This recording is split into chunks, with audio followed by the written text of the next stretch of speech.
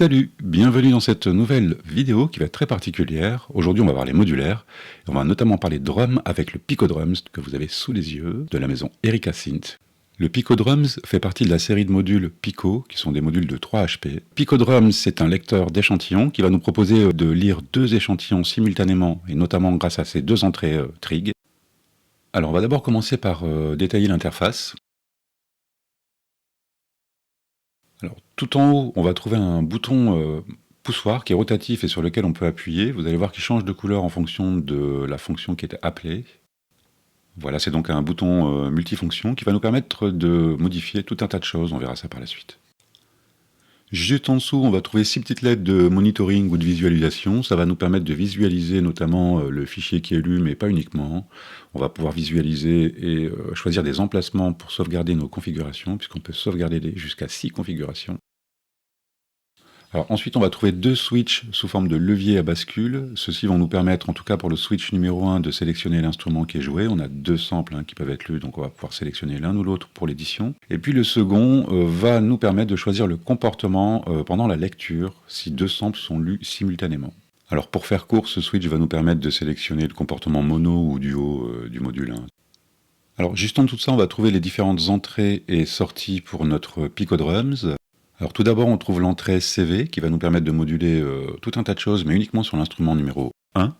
On va pouvoir moduler par exemple la hauteur du sample, on va pouvoir sélectionner un sample, on va pouvoir modifier son volume et puis tout un tas d'autres choses. Alors juste en dessous, on va trouver les 2 triggers, donc l'entrée trig numéro 1 et l'entrée trig numéro 2 qui vont nous permettre respectivement de déclencher l'instrument numéro 1 ou l'instrument, c'est-à-dire le sample numéro 2. Et chacune de ces entrées est équipée d'une LED qui va nous permettre donc de monitorer quand le signal électrique arrive. Et donc en fond d'interface vient la borne de sortie qui est finalement un mix de l'instrument numéro 1 et l'instrument numéro 2. On a donc un petit mixeur à l'intérieur du module qui va nous permettre effectivement de récupérer un signal mono, certes en sortie, mais qui est bien la somme des 2 samples qu'on aura mixés au préalable.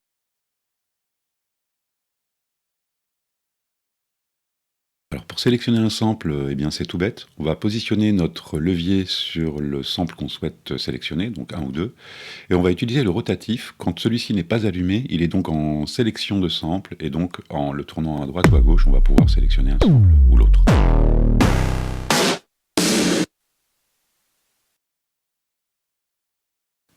Pour changer la hauteur de ce sample, on va utiliser le même rotatif, on va cliquer dessus et il va devenir vert. Et vert, c'est donc la couleur qui nous permet de modifier la hauteur de ce sample.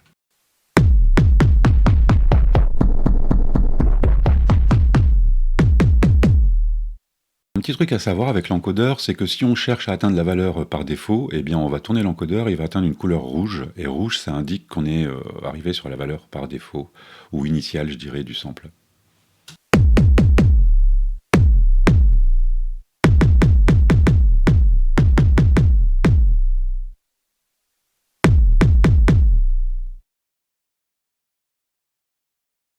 On va pouvoir intervenir sur la longueur ou la durée de ce sample, toujours avec le même encodeur. On va appuyer pour atteindre la couleur rouge, et puis donc on va pouvoir, avec la couleur rouge, modifier le decay de notre sample.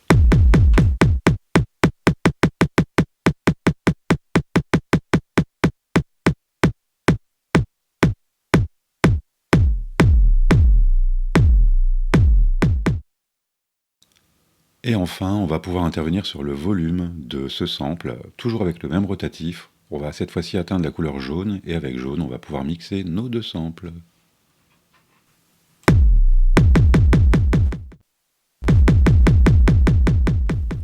Comme évoqué en intro, le Pico Drums est équipé d'une entrée CV qui va nous permettre de moduler tout un tas de choses.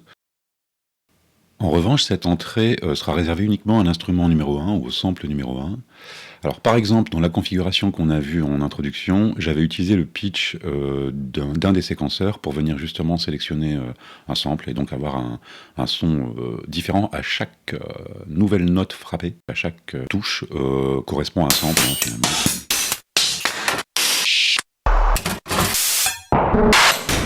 Et donc ça nous permet avec un petit module de 3 HP d'avoir des choses plutôt complètes.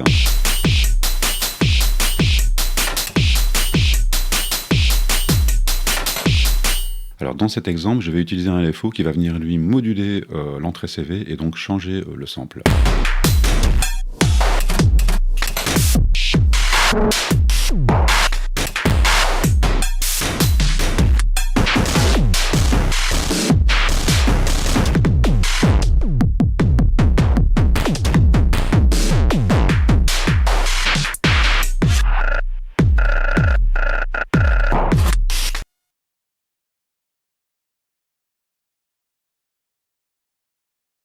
L'entrée CV peut être utilisée pour autre chose que moduler le sample ou la sélection de samples. On va pouvoir par exemple s'en servir pour changer, je le disais tout à l'heure en introduction, la hauteur et tout un tas de paramètres. Alors pour ça c'est assez simple, on reste appuyé sur l'encodeur, vous allez voir qu'il clignote, puis quand il clignote on est effectivement en mode affectation de l'entrée CV. Alors quand on a toutes les LED qui sont allumées, eh bien c'est la sélection de samples qui sera affectée à l'entrée CV.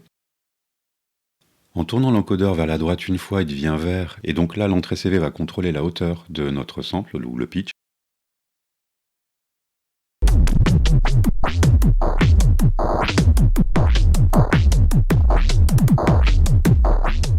En tournant l'encodeur encore une fois vers la droite, il va devenir rouge, et cette fois-ci, on va contrôler la longueur du sample.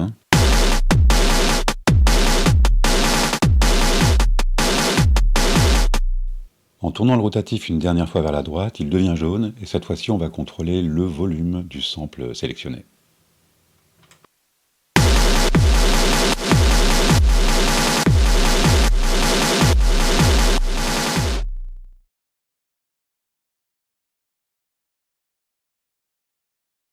Le Pico-Drums peut fonctionner en mono ou en duo, avec le levier à bascule exclusif qu'on a vu tout à l'heure.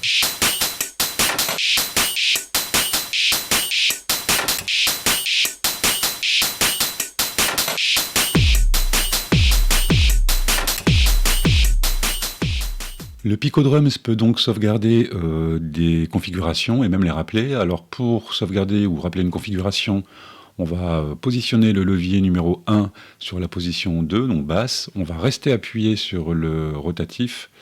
Et puis vert, c'est la couleur pour rappeler une configuration. Et rouge, c'est la couleur pour enregistrer une configuration. On prendra soin également de sélectionner un slot pour nos emplacements. On a 6 emplacements et les LED sont là pour visualiser l'emplacement sélectionné. Le Drum Programmer, qui est vendu en option, permet via une application Google de sélectionner et d'importer ses propres samples. Alors le petit module est équipé d'une entrée USB, donc on va pouvoir connecter le programmeur à notre ordinateur, ouvrir l'application Google,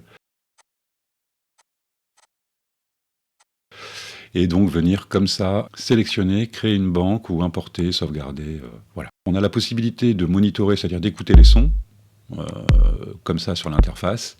On va pouvoir également les réagencer. Il faut savoir que l'ordre d'apparition dans le module sera l'ordre d'apparition dans l'interface. Donc c'est pour ça qu'on peut changer les emplacements. Et puis vous le voyez, on a donc plusieurs banques déjà de samples qui sont livrées avec, qui sont tous d'excellente qualité. Et pour venir charger notre module, eh bien on va cliquer comme ça sur Programme. Eh bien écoutez, je pense qu'on a fait le tour pour le Pico-Drums de chez Erika Synth. J'espère que vous avez passé un bon moment. J'espère que vous avez appris des trucs, pourquoi pas. Et je vous dis à très bientôt. Bye bye.